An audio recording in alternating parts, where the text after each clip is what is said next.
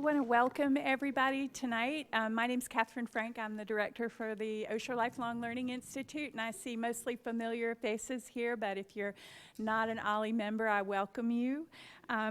This is the third in our series of programs to celebrate the College for Seniors theme term on Appalachia, focusing on tradition and change.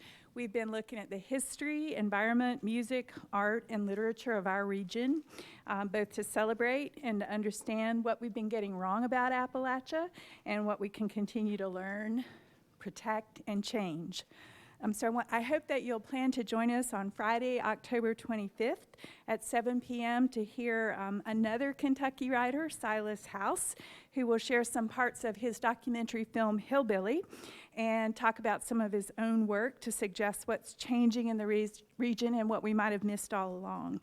And then on Monday, October 28th, we're going to have our member social, which will include live music from the Stony Creek Boys with Rhiannon Ramsey, and a square dance called by Rodney Sutton. And we'll have beer and wine if you need that encouragement for dancing. And then finally, to help us process everything that we've learned, we'll have a community conversation on the theme term on Thursday, November 7th at 9 a.m. So tonight, it is my honor to welcome Crystal Wilkinson. First, I'll give you some facts. Wilkinson is the award-winning author of The Birds of Opulence, which is the winner of the 2016 Ernest J. Gaines Prize for Literary Excellence, Water Street, and Blackberries. She's been nominated for the Orange Prize and the Hurston Wright Legacy Award. She has received recognition from the Kentucky Foundation for Women, the Kentucky Arts Council, the Mary Anderson Center for the Arts, the Fine Arts Work Center in Provincetown, and is a recipient of the Chaffin Award for Appalachian Literature. She has been nominated for a Pushcart Prize, and her short stories, poems, and essays have appeared in numerous journals and anthologies, including most recently in the Oxford American and Southern Cultures. She currently teaches writing at the University of Kentucky, where she is Associate Professor of English in the MFA in Creative Writing program. So those are the facts, and I hope that each of you have read every word of Wilkinson's published work, and if you haven't, I want you to correct that right away, and we will have books for sale in the lobby from our UNC Asheville student stores. And Ms. Wilkinson has agreed to sign books for you after the talk. You'll be richly rewarded by every word. She writes about the big subjects of life and love and betrayal and hope, and does so in a really lyrical and unforgettable way with characters and scenes that I think will linger in your memory. I hope you will also seek out her essays where she defines what it means to be Affrilachian. In a memorable essay titled On Being Country, One Appalachian Woman's Return Home, she writes of the challenge of being country in a world that associates being country with Ellie Mae Clampett and Daisy Duke. And she also writes about the roads that brought her to understand the true grandness of her heritage. She writes, creeks, one-room churches, outhouses, gravel roads, old men whittling at Hill's Groceries down in Needmore, daisies, big boy tomatoes, and buttercups. It was all mine. It is the makeup of my spirit. The way the words roll off my tongue is the voice of my people, the country Affrilachian folks, the voice of my grandparents, parents, and all those who came before. A country twang, a melodic use of language that is distinctive, wood-burning stove. Come in and sit a spell.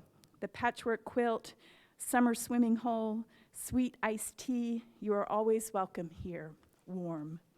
We are privileged tonight to be able to hear Wilkinson's voice in person, and I hope that you will give a warm Asheville welcome to Crystal Wilkinson. Thank you.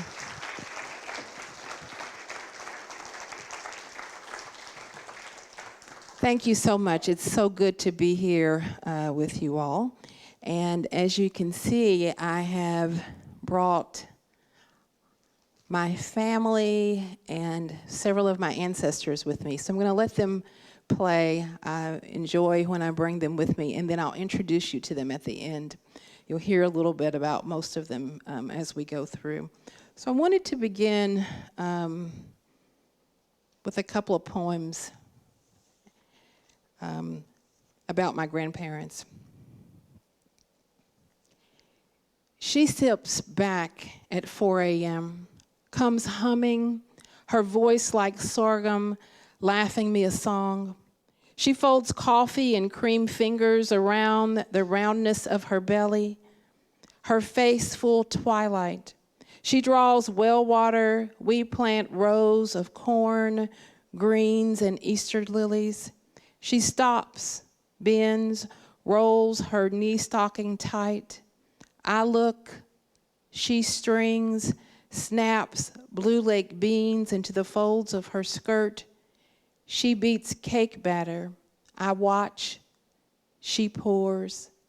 She quilts, nods by the wood-burning stove.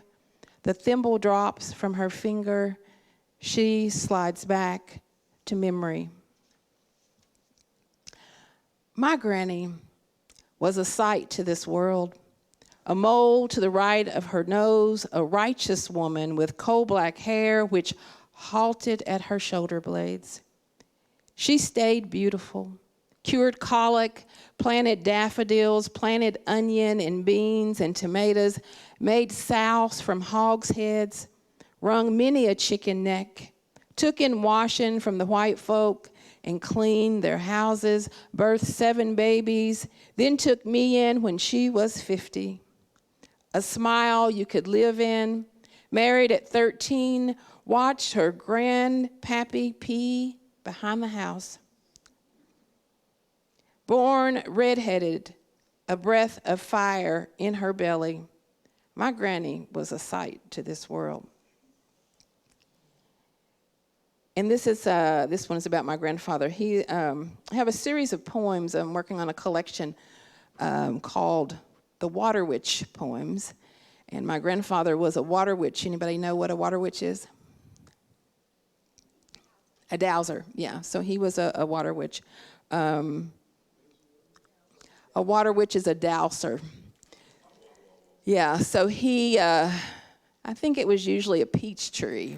He would get a branch off of a peach tree, and people would have him come and witch their wells. So he would walk with the branch, and the branch would turn down, and he would say, "Dig your well here."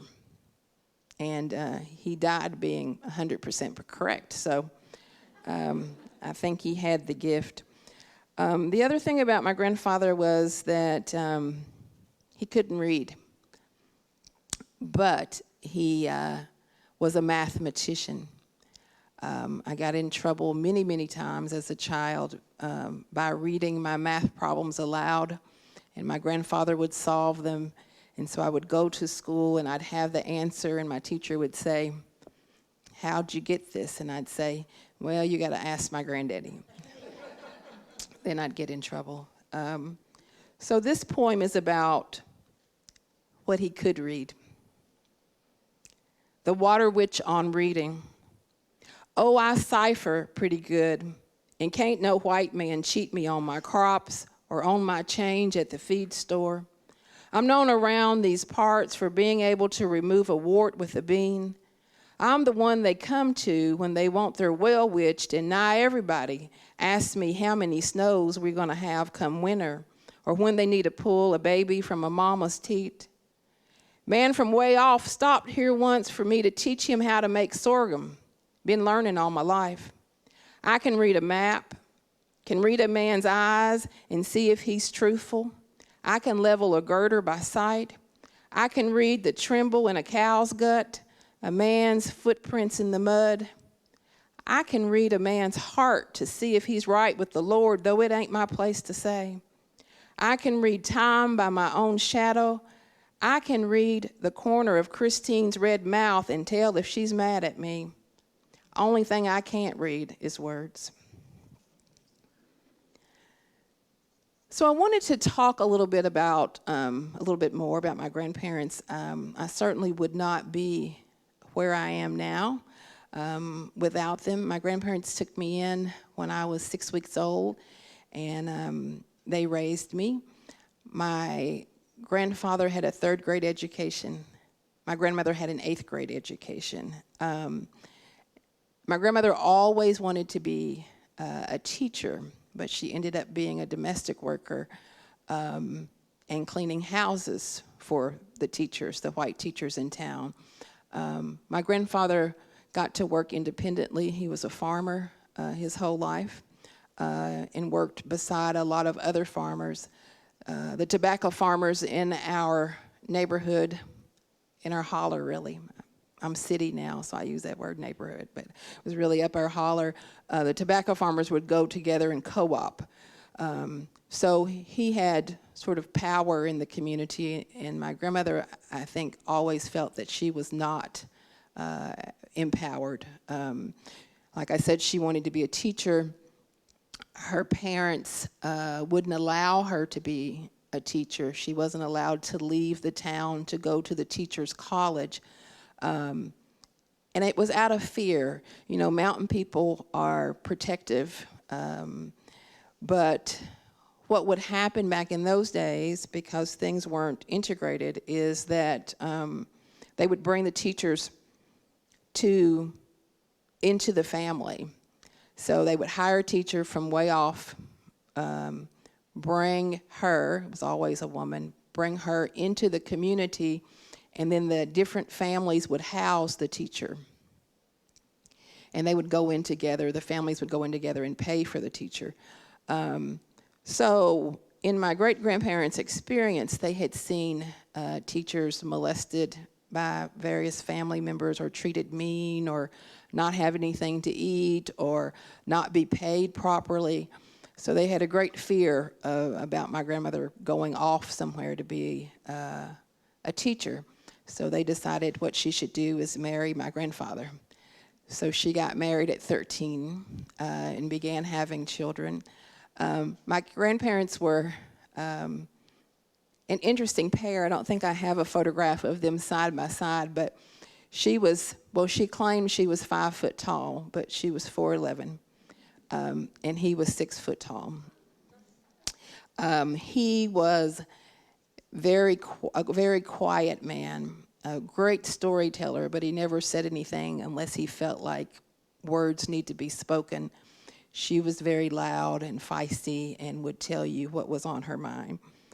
I have a few photographs up there of my mother. My mother was one of 7 children. She went to that one-room schoolhouse that my grandmother wanted to teach at, as did her siblings. This was during segregation, of course, so they weren't allowed to go to the white school, so they had a house on our property. The schoolhouse was probably from here to that wall from our house, and then everybody in the neighborhood would come to that school, so that's how she was raised.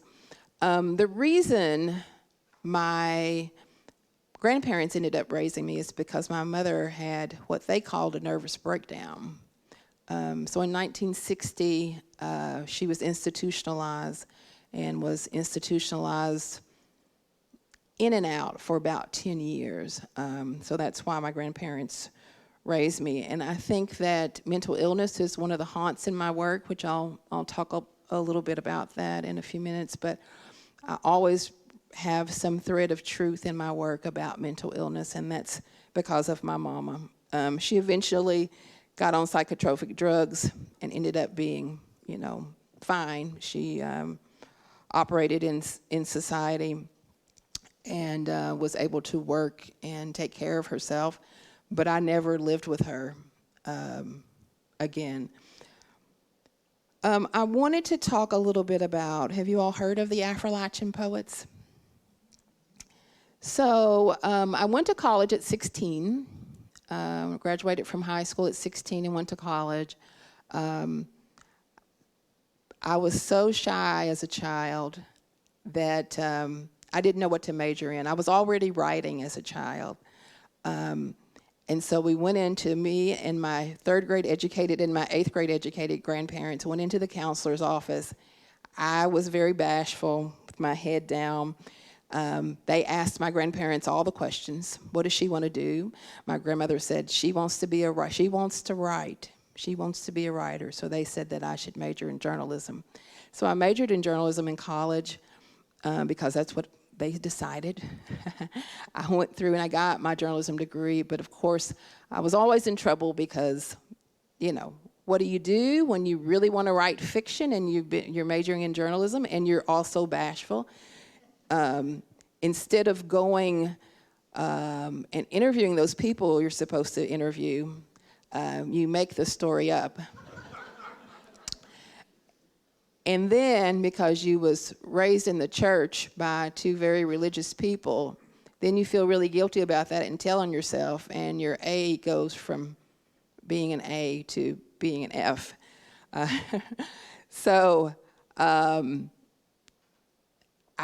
I did finish and finally got up some gumption to be able to interview and do my journalism studies as I should have, and graduated with a journalism degree. But all along, I knew I probably should have been an English major. I took all the creative writing classes that I could take. Once I graduated, I was working in marketing, and every weekend I would go and listen to poets read, listen to writers read. I was too bashful to read myself, and someone said, "You should meet Frank X. Walker." So I met Frank X. Walker, and lo and behold, you know how tiny, the world is so small. The world is round, it's also very small. Found out that Frank was from Danville, Kentucky. I was from Indian Creek, Kentucky. About 30 minutes in between, and we found out that our first cousins were married to one another. But Frank formed the Affrilachian Poets after he went to a reading in Lexington in 1991. It's hard to believe, it's been 28 years, almost 30 years ago. But he went to a reading and they were talking about the best Appalachian writers, and he'd really never heard that word. And he went to the dictionary and he looked up the word Appalachia, and it said white people indigenous to the Appalachian region. So he began to wonder, where does that leave the rest of us who've lived here all this time? And so I joined that group, and to begin to, and I always thought of myself, my grandmother would have never called herself Appalachian. I love the story that, what is his name, that wrote Blacks in Appalachia, Ed Cabell and Bill Turner. I love the story that Bill Turner tells about a woman that he interviewed, and he asked her, "Are you Appalachian?" And she said, "Bill, you know I'm a Baptist." So that's probably the same answer that my grandmother would have given. She would have said, "Chrissy, you know I'm a Baptist." But I began to look at the culture and begin to think about what Appalachia was and if I fit into that definition and what that meant to me.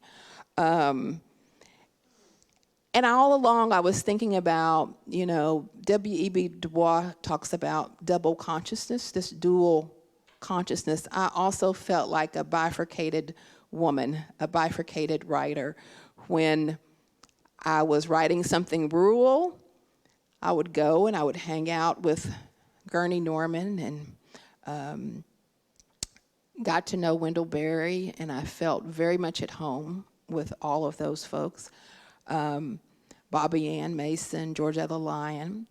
When I was writing about my black self, I would go in other places. I became a part of the Zora Hurston Richard Wright organization and joined them. I was traveling sort of all over the country looking for like-mindedness, but sort of my black self was over here. My Appalachian self was over here, and it wasn't until sort of in the back of a coffee house, talking to the Affrilachian poets, that I started to believe that I was one person, that my black self was not over here and my Appalachian self over here, that it was one person. And it was the first time that I could write with both of those aspects at one time. So I think that the Affrilachian poets was integral to me being a writer. And I began to think about, what is Appalachia? You know, what is the history of African Americans in Appalachia? And so I began to study. And so some of the stats, I don't think it matters if the geography, of course, matters, you know. But I think culture and spirit and music and food and spirit is sometimes much more important. So if the Appalachian Regional Council says that Appalachia is from southern New York down to northern Mississippi, and there are 24.8 million people in the 420 counties in the region. I think people are often surprised that 1.9 million of them are African American. So percentage-wise, it's about 8%, and like all the percentages, it sort of ebbs and flows. But 8%, and when you think about 1.9 million people, everywhere I go across the country, and I say that I'm from Appalachia, I can always tell, not in this room, but let's say I was in New York City or in California again, or Vermont, which I was talking about Vermont earlier, and spending lots of time in Vermont. It's cold, for one thing. But whenever I do a reading, I can always tell. It's usually somebody in the back. Sometimes they're about right here, but they all have the same look when I'm introduced, or sometime during my talk, when I say something about Appalachia, they kind of go. And so after I get finished reading, I know, here they come. And I already know what they're going to say. And sometimes it's difficult for them to speak it and to get it out. But they finally ask, you mean there are I don't really know how to say this, but where are you from again? And we go through this thing because of the stereotype. And so I have to give them the spill, the fact that black people have existed in Appalachia since the beginning, really. They were first documented as early as the 1500s when the Spanish and French brought African slaves and free persons of color here at the very beginning. Without the African American presence in Appalachia, you wouldn't have the banjo, you wouldn't have W.C. Handy, Bessie Smith, Nina Simone, Roberta Flack, Bill Withers, Booker T. Washington, Carter G. Woodson, Nikki Giovanni, Skip Gates, Frank X. Walker, Crystal Wilkinson, and I could go on and on. There are lots and lots, and it's even more and more. You wouldn't have somebody wonderful like Rion Gibbons, and the Carolina Chocolate Drops, and lots of rich music. So I find myself, people ask me, why do you claim that? Why do you still say you're Appalachian? And my favorite answer to say, and sometimes I say it with my hand on my hip, is that, you know, my family has lived here for 3 generations. Appalachia is as much mine as it is anyone else's. And so I find that when I begin to write, that I write for 2 reasons. And one of them is to defend Appalachia. And the other reason is to honor my ancestors who've been here for a long time. So one of these slides you have Aggie, who was until the late 1800s, about 1820s, she became Aggie Wilkinson. But before that, she was considered Aggie of color. So Aggie was born in Virginia in 1795. She was brought to Kentucky in 1808 as a slave. And that's how my family got started. Aggie is our Lucy in my family. She began all of this. And one of her grandchildren was found murdered in a ditch. My grandmother was a domestic worker, like I said. But my ancestors have lived in the hills of Appalachia for 211 years. And sometimes, depending on how I want to be when I'm talking to this person, the invisibility of black people in Appalachia is still astounding to me on a general level and on a personal level. And I say it over and over. My ancestors have lived in the hills of Appalachia for 211 years, and you still can't see me. I'm a black woman who almost weighs 300 pounds. I've been here this long, and you still can't see me. So I end up writing a lot about this, and I say all the time, imagine living anywhere. Imagine being in your home, and you say, well, this is my home. Like, look at my garden. Look at the paint that we've done this. We've made this roof. We've done all these things, and somebody says, that's not your home. You don't live in a house like that. So that's kind of how this has felt to me, that through slavery, through emancipation, through the Depression, through segregation, through the Civil Rights Movement, through Red Summer of 1919, through the current political problems, and mainstream America still refuses to see that you exist in a particular place. So what I begin to think about is that it's much deeper.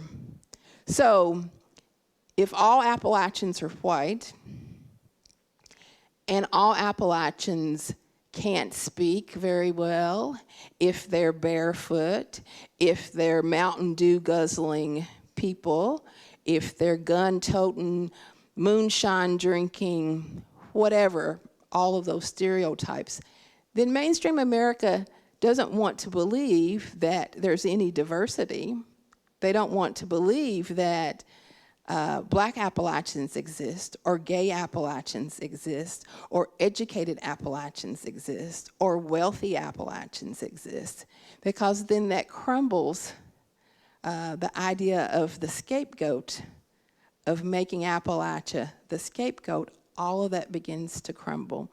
So I always say we have a lot of work to do. We have so much work to do toward this, toward making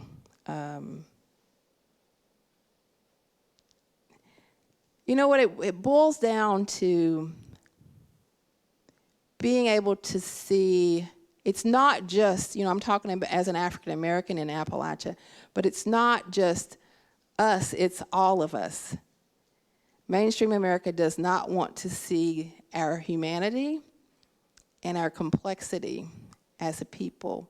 They want to see that think that our accents make us uneducated. That's the other thing, is when I'm reading, my accent really comes through.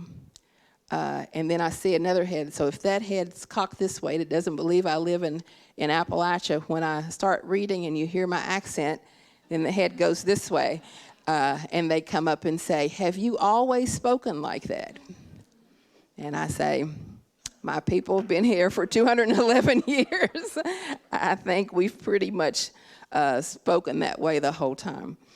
So I write to defend Appalachia and to honor my ancestors, to make the invisible visible. And I think it's my responsibility, as an artist, as a writer, as a professor, as an educator, as a mother, to uphold this idea of a complex Appalachia, of a complicated Appalachia. Those of us who live here know how complicated our region is and how complex. And so as a black daughter of Appalachia, I see that as my responsibility. So I want to have some time to discuss with you, but I also want to read from my work, which is hopefully what I do best. I hope I haven't rambled, and really I'm preaching to the choir here. So this book, The Birds of Opulence, is my most recent book, and you can tell I've read from this one quite a bit. And it's a book about the silences around mental illness. I think that Appalachian people don't talk about mental illness. African American people don't talk about mental illness. The entire country does not talk about mental illness enough. It's about African Americans in Appalachia. It's a praise song to good men. It's a praise song to strong women. It's a praise song to deep secrets. And it's a praise song to Black Appalachia. So I want to read, Do What My Agent Told Me Never to Do, and read from the last chapter. If you haven't read the book, it won't harm. There's not like a spoiler because the book's not written in that way. And all I'll say is that, to set it up a little bit, is that Joe, who's featured in this, was an outsider when he first moved to this Appalachian town called Opulence. And he married into this family. And he sort of outlasted everybody else and the women. And the home place has been sold, but he comes back to pay tribute. So I'll read it and then we'll talk about it. The Kitchen Ghost. The house feels three-legged to Joe now that Lucy's gone. In her last days, she was smoking up a storm and seeing ghosts with that scared, sad look on her face. He could fix a car, fix a broken gasket, an axe handle, anything with a motor. Folks always asking him to fix this and that, and though he had always thought there was nothing he couldn't fix, Joe was helpless against those things that twisted Lucy's mind. At 5 a.m, Joe goes out to his pickup. The dew is still fresh on the windshield, and an early morning spiderweb catches him in the face. He places 3 potted flowers on the passenger seat and places a hoe and a metal bucket in the truck bed. It's the day after the funeral. The sky is brightening up, but the sun still shows itself as a muted red ball on the horizon. The trees on the knob are black silhouettes as though the sun has charred them. With everything quiet, Joe fights the urge to turn on the radio. He likes the silence, and the reception probably wouldn't last the whole drive anyway. When he crosses Mission Creek Bridge and heads out farther into the country, he hears dogs barking from backyards. He's never owned a dog, never let his children have one. Ain't right to have animals chained to a stake or caged up.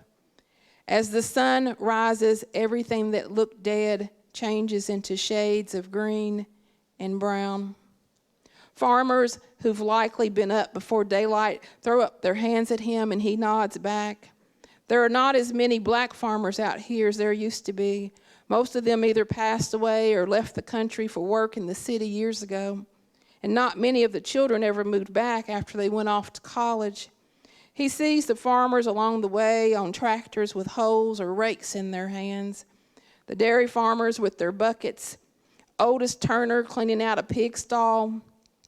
All that work being done makes him think about all the weed eaters and lawnmowers in his shed that need mending. Mrs. McAfee has asked him to come by and look at her dishwasher, and he has a chisel plow in the driveway from that man in Bracktown. He wants him to look at it. When he reaches the entrance of the home place, he finds it covered with weeds. He knows that the good place is owned by someone else, city white folks, he figures, but no matter. This isn't the first time he's been out here since the sale. Every so often he comes just to sit in his truck and think. Sometimes he takes pleasure in watching birds perched in the trees feeding their young. He brought Lucy with him once, hoping the fresh air would do her some good. She sat right down in the garden and got ate up by chiggers. Seems she had divorced herself from this land long before, back when Yolanda was born out in the squash patch. He remembers the night she refused to nurse the baby and how the smell of women's blood and sour milk took up the entire room. He remembers the rain ping-ponging on the window and how much he loved Lucy. He could have never left her side, no matter how crazy she was. At least folks thought she was crazy. He's not sure even now. Could have been some kind of sign from God for all he knows. He remembers how quiet everything was after she calmed down and the women forced her to feed that baby, how even with the cloudy night, he could see the outline of the trees out the window. He remembers how much he loved her then and how he's loved her all these years since. The new owners seem to have abandoned the place, no sign that the grounds have been maintained. Miss Minnie prided herself in keeping it cut and kempt. Always hired a couple of the farmers down the road to bush hog it at the turn of spring, then keep it mowed all summer. Though it's fallen down even more now, he can still see the chimney of the old house, rotting lumber where the well used to be, the overturned smokehouse. He could easily walk it with his eyes closed now after all these years. He knows it foot by foot. He wishes he had come up with the money June and Butter wanted for it when they sold it to the white man.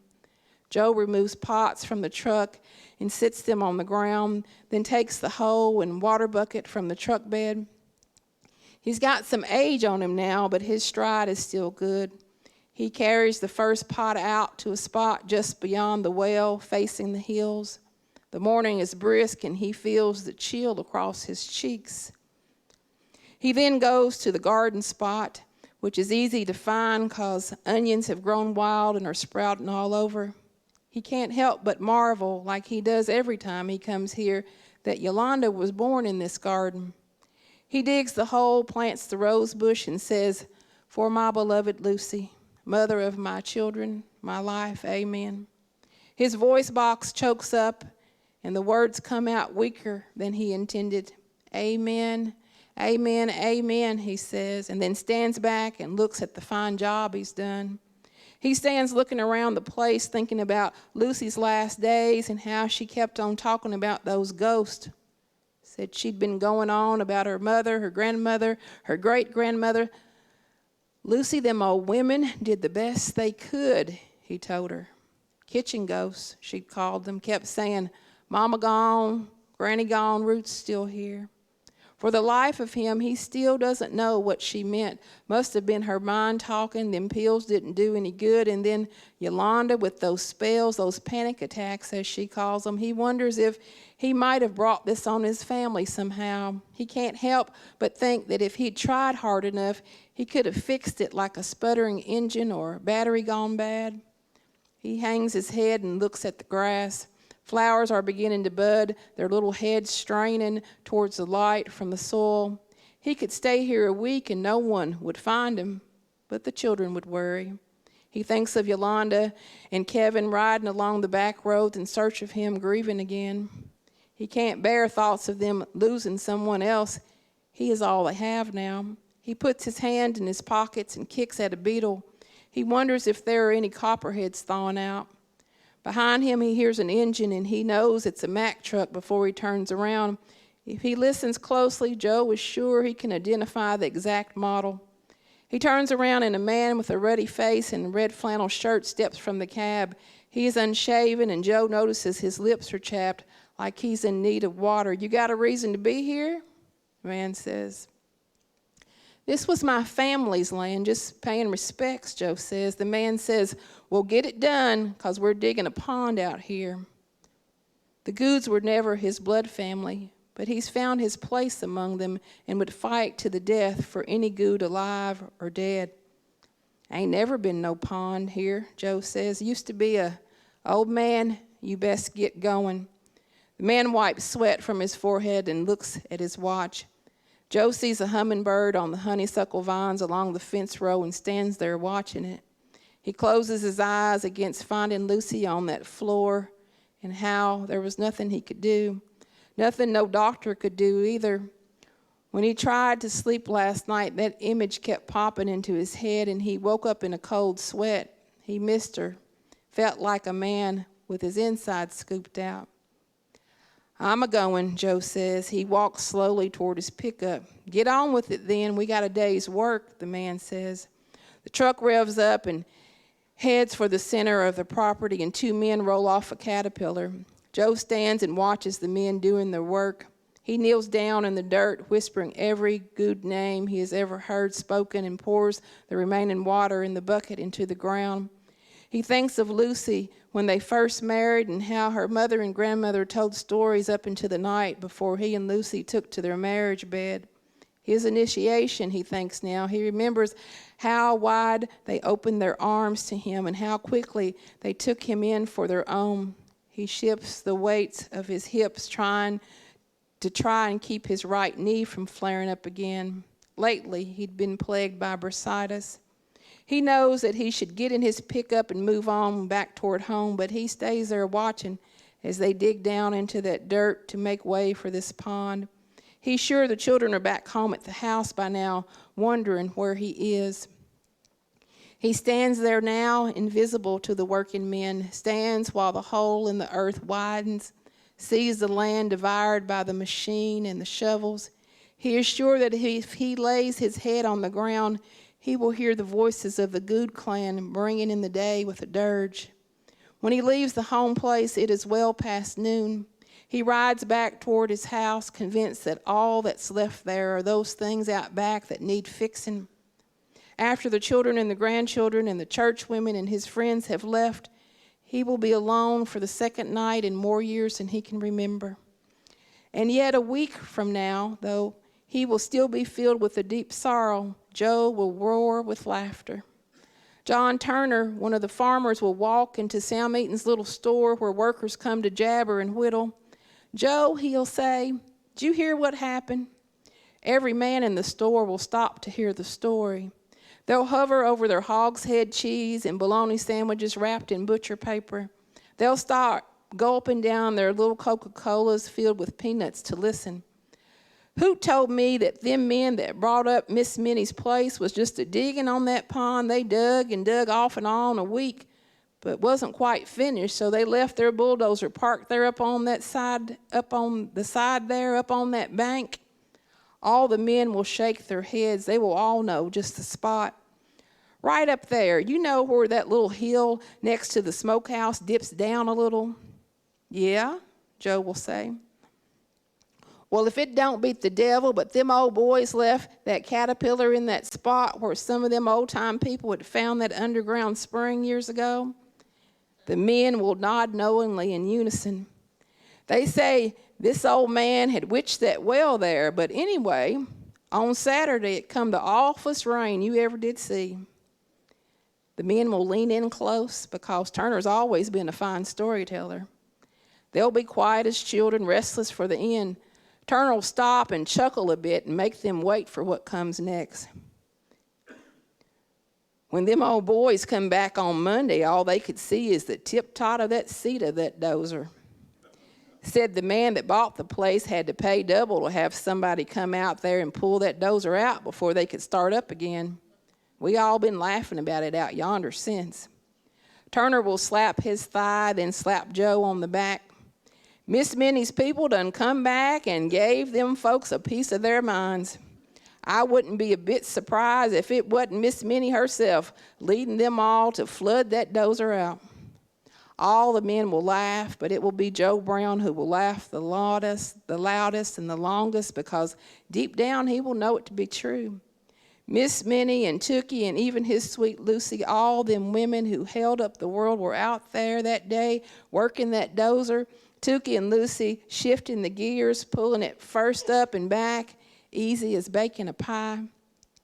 Miss Minnie looking up at them with her hands on her hips, telling them to go this way or that, careful of the trees.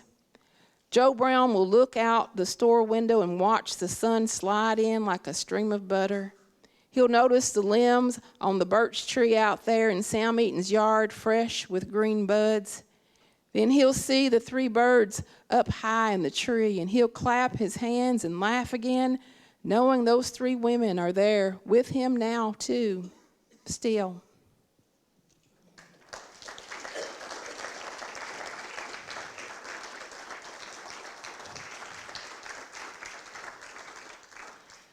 So I wanted to well, let me introduce you to my people, if I can figure out how this works.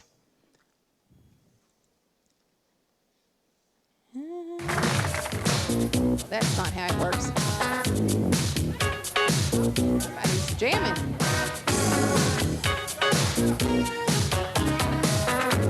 Let's go away. That wasn't me. I don't know what that was. Do it again.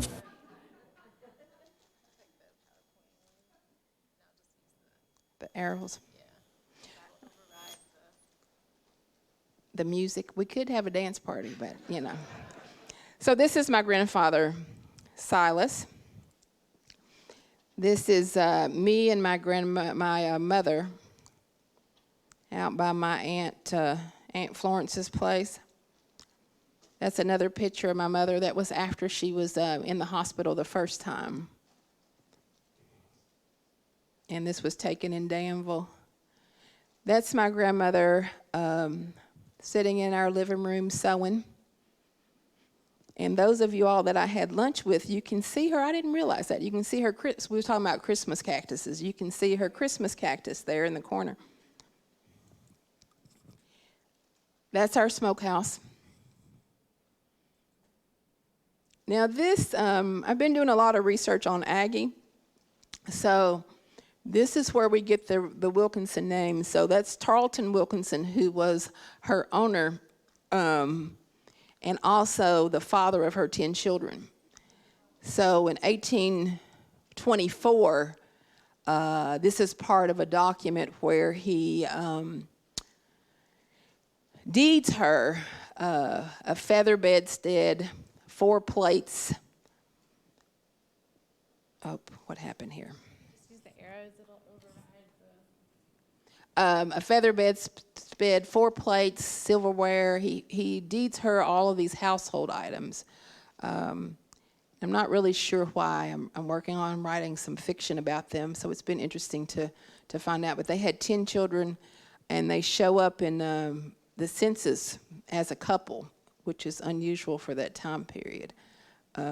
She shows up on the census as his wife, which is interesting. But and that's her daughter. Her name was Patsy Rife. And when I grew up in Casey County, it's really interesting that we had a Patsy Rife Ridge, and it was named after her. But my whole life, no one ever told me that she was black. I never knew that she was black or that she was Tarleton and Aggie's child. But she was a fairly wealthy businesswoman in town. That's me and my false face. That's another photograph of my mother. I'm always interested in these images of my mother where she looks so, in many ways, regal. There's lots of beautiful photographs of her, but her face always looks strained to me, like something's going on, especially when I know that she was under medical care at the time.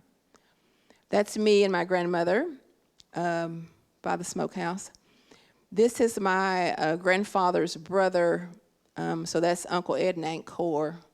Aunt Cor was a woman that was known to be a granny woman on the creek, so she did a lot of healing work too. That is my grandfather's grandparents. That's Delilah and Enoch.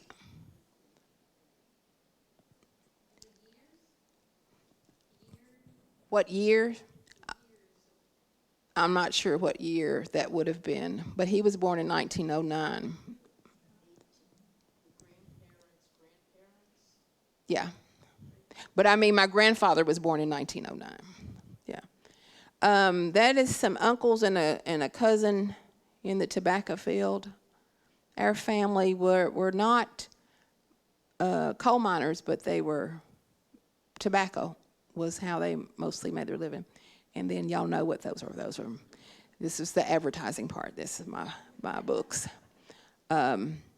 So I wanted to sort of open it up to have a conversation. Most people call this a Q&A, but I like to call it a conversation because I want us to talk. I want to hear about what you've been thinking about, and if I have time, I'll maybe read another passage from the book, but I want to talk a little bit. So are there things that are on your mind after I've read, or questions that you have? Yes.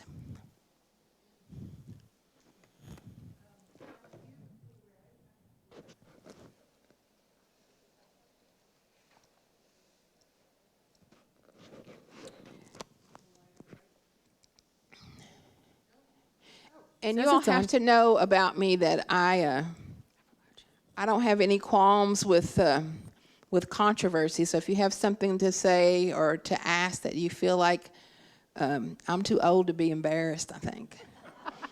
I embarrass my kids, so whatever you want to ask is fine. Yes. That was beautifully read, and Thank you. Painted such a great picture. I'm immersed in the courses that are being offered here, and this is a beautiful weaving. And I'm curious to know if the word Affrilachian is in common use. It is. It is in common use. Frank invented the word, but it's now in the dictionary. Yeah, it's part of the dictionary now as an actual term, and it's moved away from the poets. I should have talked about that a little bit. It's moved away from the poets, and people use it as a term, just as a term of definition for African Americans in Appalachia.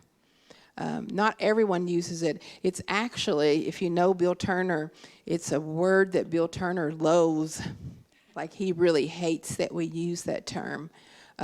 He prefers to say blacks in Appalachia because he wants the word, he wants African Americans to claim Appalachia, so it's all under one umbrella instead of being branched off. I sort of, because I work, well, he teaches too, but because I work with so many students, I think that I'm on the side of using it, because what has happened is that students who feel like that they're outsiders, and not just African American students, when you think about how you fit in a society by the way that you're identified, something changes. Your back gets a little straighter. So I've had students who have Italian backgrounds. A woman came up to me and she said, "Does this mean that I'm Affrilachian?" And I said, "Yes, if you want to claim that." Or, "Can I say Asialachian?" One of my students said, and I said, "Why not?" "Yeah, sure you can."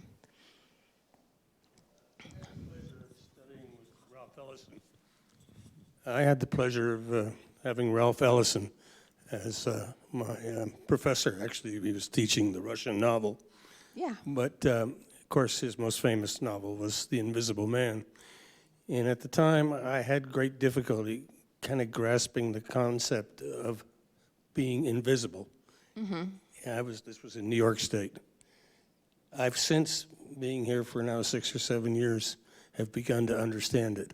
And I was just struck by your mentioning it in your talk. Thank you. Thank you. That reminds me of, I loved Toni Morrison so much and was so upset that she passed away. But one of the things that she said she talked about whose gaze are we using when we write. So she talked about Ralph Ellison's use of invisible. And so her thing was invisible to whom? You know, because she writes from an African-American perspective for African-Americans. And so her claim was that Ralph Ellison was writing so that white people could understand black people versus writing from a black perspective. Anyway, it just popped into my mind because she was so adamant about that. But that sort of invisibility, yes, thank you for that. I'm still trying to figure out where the name Appalachian came from, and I keep thinking it must be from the mountains. Is that true? I don't know the history of it, actually. I actually have read it, but don't remember it because I don't teach that regularly. But I did see something recently that gave, and it makes me think that that's where the white people indigenous to the Appalachian region, where that definition came from. It's almost a construct, sort of outside the people. Does anybody teach around this idea? I wanted to ask her one more question. Because the piece that I was reading talked about somebody, I don't know who, had said like all of the things, and it's amazing to me that sort of foul idea of who an Appalachian is still holds today. That how somebody could have, which reminds us how important words are. That somebody a long time ago said something, and they said something like, Appalachians are white people, they don't wear shoes, and they don't brush their teeth, and they're happy as long as they can get their whiskey. There's this like whole list of things that this person said, and even all these years, decades and decades later, if you ask somebody, that's what they still want to say that an Appalachian is. But go ahead. Just quickly, the term Appalachia came from the Appalachian Indians, and it was picked up by the Europeans, I think, in the 17th century. It's been around for a long time. The stereotype of the Appalachian that you're describing really developed after the Civil War, when local color writers, which is an ironic use of a term, local color writers made a good living for the Atlantic Monthly and other magazines like that, Lippincott's, describing people that were different from the rest of America. Yeah. They wanted to show that America, urban America, is really progressing. We're becoming this modern nation. And just look at how we used to be hundreds of years ago back in the mountains. Yeah. So the Appalachian, as one Presbyterian minister described in a small book, yesterday's people. Yeah. Yeah. And I think, actually, in defense of what I just said, it actually what I was describing was someone's definition of hillbilly, not Appalachia. That was their definition of hillbilly, and I love that we've sort of reclaimed that too. Yes. I also want to say how much I enjoyed your reading. That was just fabulous. Oh, thank really, you. It just, you can close your eyes and just picture the whole thing. It was lovely. I wondered if you have any history of when your family gathered the land or began to own the land. It's so important for families, to build resources and educate their youngsters as they come up to be the owners and make the profit off of the tobacco that they obviously raised. Do you have any history of that, or when the ownership? Again, it was with Aggie. Tarleton Wilkinson owned several hundred acres, as did his other family members in our county, and he deeded some property to Aggie when she became Aggie Wilkinson, and they allowed her to own land before emancipation, and then that land was passed down. Hi, quick question here. Back to Appalachia again. My people are from Kentucky, and my parents went to school in Danville. Okay. Is Danville considered Appalachia? Danville's not considered I wouldn't Appalachia. think. Yeah. Yeah, okay. Danville's not really considered Appalachia, but Frank's people, his family lived in Danville, but his ancestral family was right outside of Danville, close. And right into the outside next would be Appalachia? Yeah, like Casey County. okay. And that's where you grew up? Yeah, that's where I grew up. I'll have to look it up on a map then. Thank you. Yeah, it's the only, this is what I know from geography class, that Casey County is the only county that is completely in the Knobs region of Kentucky. So learned that from geography. There's the Pennyroyal and the Knobs region, and Casey County is the only one that's fully the Knobs. So it's like the foothills. Quick question. The words underneath Aggie of color, I was trying to figure out what it says. Well, the whole thing is really interesting. I just, it fascinates me. Like, when I went in to do the research, there's these huge books. Have you ever seen like the way that they used to have these huge ledger books. And of course, my county, you know, home of the rebels and all the Confederate flags and everything in Casey County, but they have not protected these books. So they're just open, and they just left me by myself, and they said, oh, we'll do whatever. And so I began to try to take photographs of it because I wanted to document it, but it's so big. So one of the photographs, that's the name of the whoever it would have been that signed it. I can't even remember his name, but that's his signature saying that it's legal. So in the ledger, he signs up under, like, oh, I wish I'd put the wider shot. You wouldn't have been able to read the words. Like, they're so difficult to read. I had to get a historian to help me read the language. But so this is actually in a box. The Tarleton Wilkinson to Aggie of color, and there's a little box around their names, and then the official signed underneath that, and then the ledger reads out what the items and deeded to. Yeah, so you can see the bottom part of the line and a little bit of the top. I also wanted to find out, was there a lot of prejudice in Appalachia against blacks? Yeah. Mm-hmm. Yeah, absolutely. One of the problems I had, what I didn't say is that when I was in school, well, two things. Everyone who was African American was related to me. I didn't meet African Americans who weren't relatives until I got ready to go to college. Like right before college, I started meeting other people. But me and my two cousins were the only African Americans in the school system when we came through. So again, there was this idea that my grandfather was very revered among the white people in the town, particularly the white men, because they all were on the same level. But when I went to school, I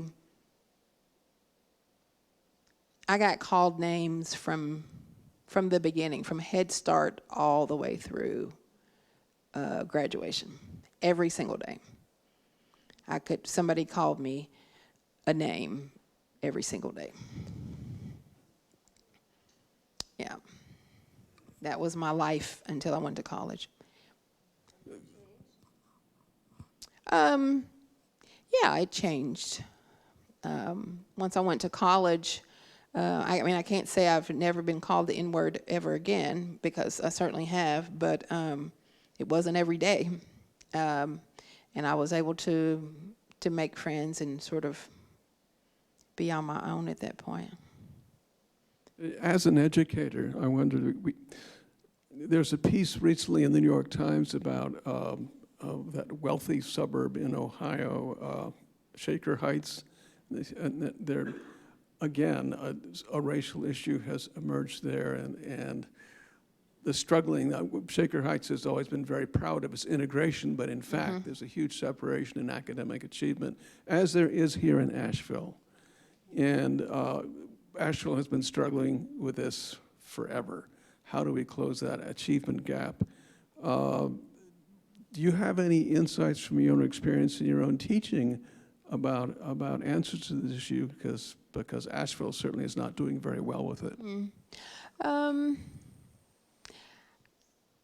I don't know. I always circle back to the same thing of being able to see people on the deepest level as human beings. And until we're able to do that in a really truthful way, because I think that all of the political strife we have in this country, a lot of it has to do with the lies we tell, the stories that we tell that are lies. When we say, oh, this is post-Obama, you know, racism, we've gotten rid of racism. It doesn't exist in this country. It's a lie. It's an absolute lie. And until you can break those lies down, I was just reading very much like the way that me and technology work is very much like what happened up here. Like, you're looking at the computer and the Gap band comes up for some reason. I don't know why. I think that was the Gap band. But so I was reading today just because something popped up on my computer about that they found out that in Virginia that the head of security in one of the schools was also a member of an Aryan group, was one of the head honchos in this Aryan group. So, imagine how he's going to treat the kids, any kids of color that he happens to have, or any children that are immigrants, how he's going to treat them in the school. So I think those kind of things, when you have like teachers in schools that treat children, they don't see the humanity in an immigrant child or in an African American child, or it's just, we've got a lot of work to do to see each other as human beings, like on a very, very basic level. We are lying. People are telling too many lies. It's just, and even I get that at home, because I can still go home and fill up a room, and where I live, where I grew up, I would love, like on a very romantic level, to move back home. And I probably could if there are people there that I went to high school with, that I went to grade school with, even some of my teachers, like people come out in droves to see me when I go home. But so I could live home if people knew who I was. But my husband couldn't live there. My children couldn't live there. My grandchildren couldn't live there. Because what they say is, oh, well, we know you. You were raised right. You're one of the good ones. And these are people that I've known my whole life who can look at me and say, oh, yeah, we know you. But what about this other African-American woman? They don't see her as a human being on a very basic level. No, I don't want to. I do on many levels, but also I don't. I'm curious, you talked about Toni Morrison writing for other African Americans. Who do you see as your target audience? Well, this will sound strange, but sometimes I feel like how Eddie Murphy would, not Eddie Murphy. Who's the other comedian that caught himself on fire? Richard Pryor. So Richard Pryor, I'm not gonna do a Richard Pryor skit, but what I was thinking of is like how he laughed at the tragedy in his life, the way he grew up and all of that. So I have to say, I was going to say I am my mother's child, and not to laugh at mental illness, but when I'm writing, I find that it's almost a spiritual practice for me, not a religious practice, but a spiritual practice. And my first layer of respect has to do with the characters. So even before I think about audience, I have to tell the character's story as truthfully as I can. And that is absolutely from an African American perspective. It's almost always from an Appalachian perspective. And then from there, I don't really think about audience. My agent wishes that I would think about audience more, but I don't really think about them. The idea is to tell the story as truthfully as possible, because I do see my characters as human beings. And so to be the vessel for these characters who are often marginalized, and to give them a truthful life and tell their stories, even though I might not always agree with what they do. Which becomes a weird experience at readings when people say, oh, and I'm an only child. I was my mother's only child. And so I know one of the stories in Blackberries, a woman kills her husband and she ends up being in prison. And so have people come up to me and say, how's your sister? I'm like, I don't have a sister. And they're like, no, your sister that's in prison. I'm like, I don't have a sister, not in prison. Hi, one more question, only if you want to talk about it. It was about somewhere in the creative process, how you carve out time. Are you very strict with when you're writing? Are you Ooh, Lord. waiting for inspiration? And you don't have to answer this if you don't want to. So I am in the process of trying to recreate my writing habit. I was on sabbatical last spring, and so I was just joyously, deliriously writing a lot. And then, of course, this fall semester started, and I'm like, what? How do you do this? What's going on here? So I haven't. So here we are. School started in August, and here we are in, what month is it? October? And I still haven't sort of reconfigured my my writing process. But I did get a lot of writing done over the summer and all last spring. And so ideally, the perfect writing process for me is to get up at 3 and sort of to write toward morning, to write from 3 to 7, and then get ready to work. I haven't done it as much as I would like lately. And I think that it's a habit that I started quite some time ago.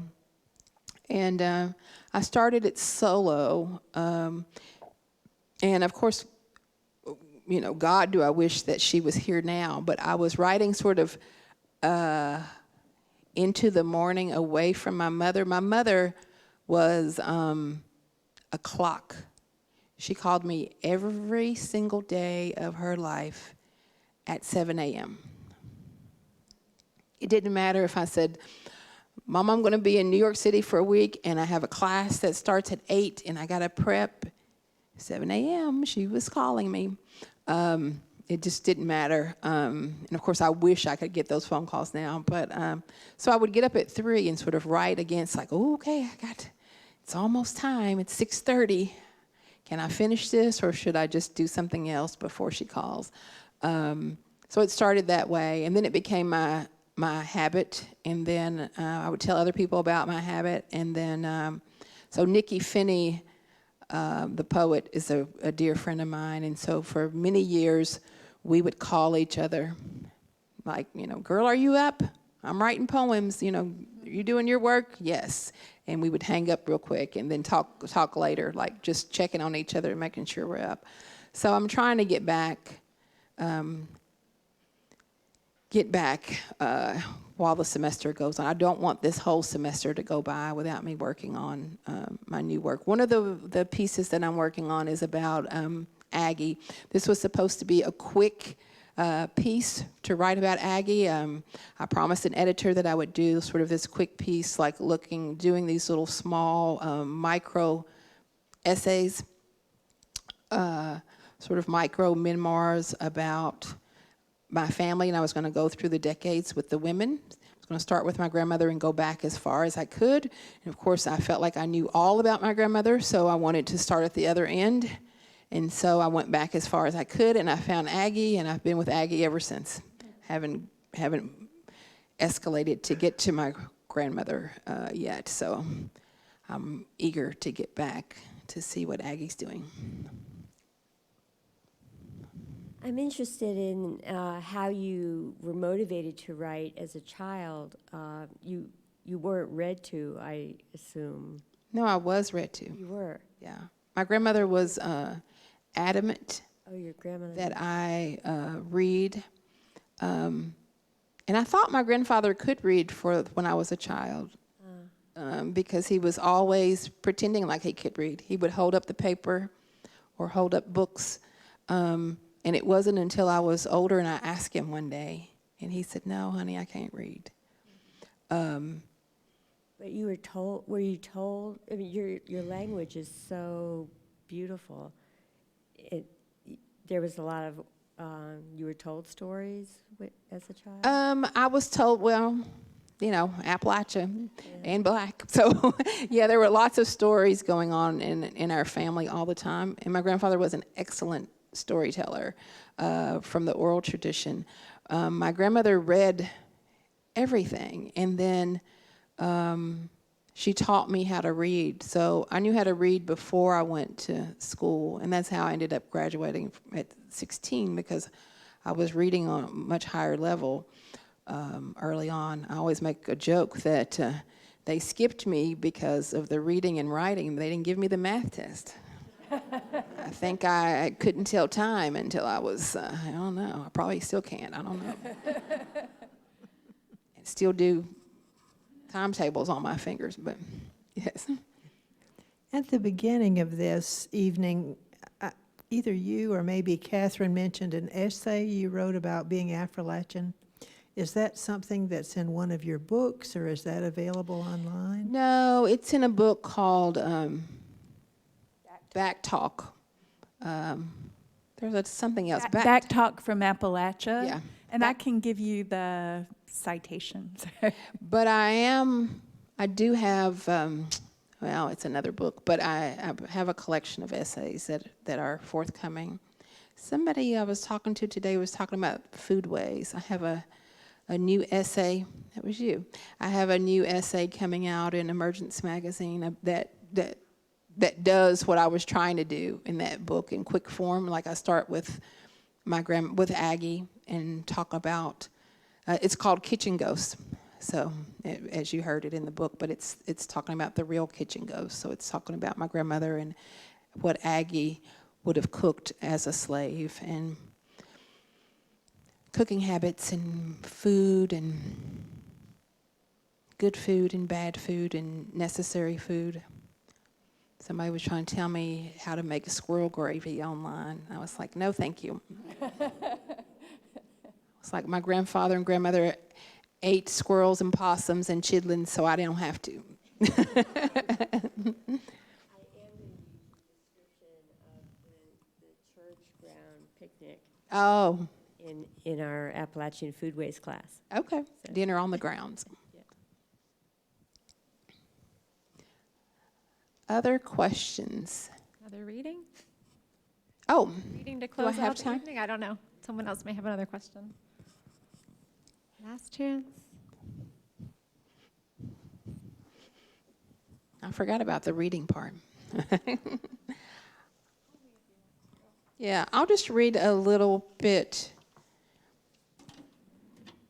from the beginning. The known bird. Imagine a tree, a bird in the tree, the hills, the creek, a possum, the dog chasing the possum. Imagine yourself a woman who gathers stories in her apron. The sun peeped through the silver maples the day I was born. In the back field, one of old man Leishan's beagles cornered a possum. The dog snarled, pulled back on her haunches, and bit the possum's neck and hindquarters. The possum, bloody and scared, caught in the first streams of daylight, played dead. Up on the knob, mist burned off quickly into another hot day. Outside, my daddy, Joe Brown, tinkered underneath the hood of his pickup. Scars webbed out like a map on his hands, the longest one disappearing between the thumb and forefinger of his right hand. The smell of coffee drifted from the house into the driveway. He looked back toward the porch where the kitchen was and knew my mother would be calling him to the table soon. He sped up his work and quickened his hands. Sometimes a discomfort settles in Daddy's back. He stops whatever he's doing, holds his palms to his kidneys, and says, "Mercy." A look of longing slides down his face. We can see he misses Aunt Jo and Uncle Peck, who took him in as a boy when his mother died and raised him in the city. But he'd been away from them for more than 20 years by the time I was born. By then, Daddy was devoted to Mama, devoted to all of us. He had already learned how to blend into this river of crazy women. On that day, by the time he moved from the pickup to the Plymouth, morning had opened like an orange flower. He smeared grease on his forehead when he reached up to wipe the sweat. Later, he would change the oil on Clem Jenkins' Ford and replace the muffler on Mrs. Carter's Oldsmobile. Inside the house, Mama Minnie, my great-grandmother, rubbed the low swell of my mother's belly. I was there, quiet as a bird, curled like a question mark, waiting. Mama Minnie thumped Mama's belly as if it were a melon, then pushed gently a pressure I could feel from inside. She's a good size, Mama Minnie said to all her girls, to Mama, Granny Tukey, and even me. She? Mama asked. Yeah, she. Tukey, my grandmother, swept the floor and sucked her teeth and bounced the dirt off the broom hard when she heard Mama Minnie say I was a girl. She checked the biscuits, turned the bacon with a fork, winced at the heat. She felt a headache coming on. Lucy, sure as I'm Minnie May Good, that's a girl in there. Mama Minnie patted Mama's belly again, then poured the last bit of raw egg from the bowl into the hot skillet. Mama pulled dishes from the cabinet, set 5 plates on the table. Mama Minnie groaned, sort of sung. Grandma Tukey made a clicking noise in her throat, adding to the rhythm. My brother Kevin, who we've always called Kiki, played under the kitchen table. If he craned his neck toward the ceiling, he could see their faces, but he already knew the expressions they were making. He watched their feet moving from one side of the green linoleum to the other.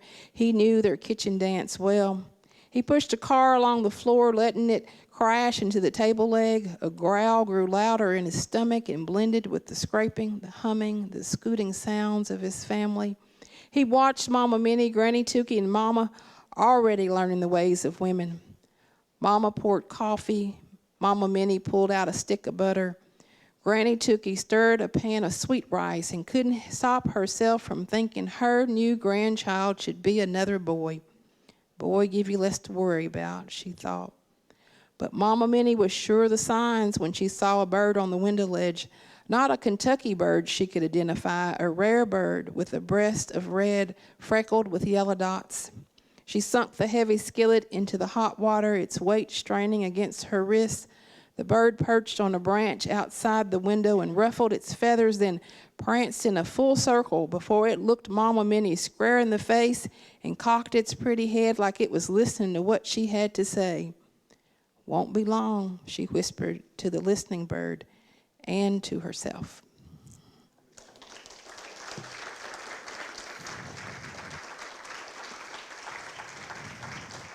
Thank you all so much. I'm happy to sign books or to continue our conversation out into the hallway, I guess.